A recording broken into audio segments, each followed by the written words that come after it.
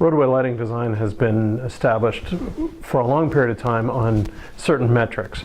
The metrics are things like the amount of light falling on the road surface, how bright the road surface is, the uniformity of the road surface, meaning how bright it is in one area and how dark it is in another area, the color of the light source, and even the amount of glare that comes back to the driver.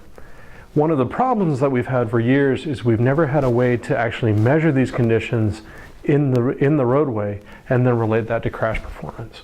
So this project was about developing a measurement system.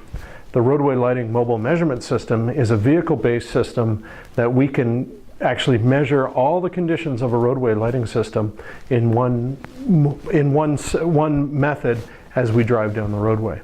So the system links in meters that measure illuminance, so that's the amount of light falling on the surface. It's got cameras that measure brightness and a whole myriad of other things. The interesting thing that's available to us now is we're linking this to a GIS system. And so using a GPS receiver, we're able to pick up the global coordinates of where we are and how much light there is at that particular location. Then we can load that into a piece of software and actually string the lighting levels out on the roadway and look at how the lighting changes. So to give you a better idea of how the system works, why don't we go look at it? The main component of the measurement system is this device that's attached to the roof of the vehicle, where we're able to measure the illuminance, the light falling down on the roadway surface, through each one of these 4 different parts of the unit. And in the center there's a GPS antenna that's able to gather the location data as we're driving around to get a real accurate idea of how bright it is and where it's happening.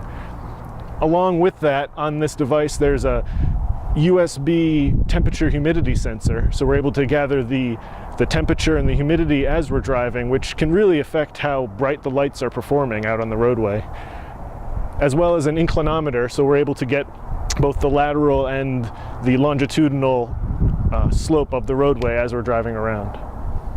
Additional components to the system include a luminance camera that basically measures the level of brightness that would be experienced by a driver, as well as a color camera that's collecting color images as we drive along, collecting the overhead lighting data.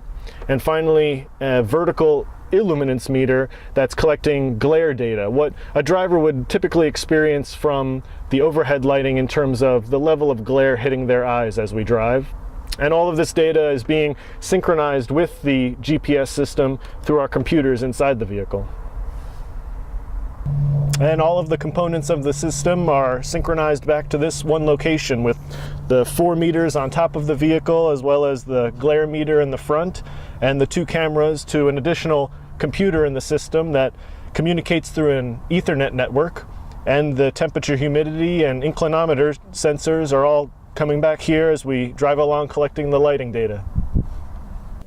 We've used these systems now for 5 years, and in fact we've now built 4 of them for use by VTTI.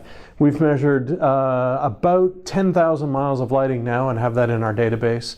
We've measured lighting in Alaska, North Carolina, Colorado, Washington State, California, Vermont, New York State, and around Virginia and Delaware. And so these systems have been very effective in measuring and giving us data about lighting performance.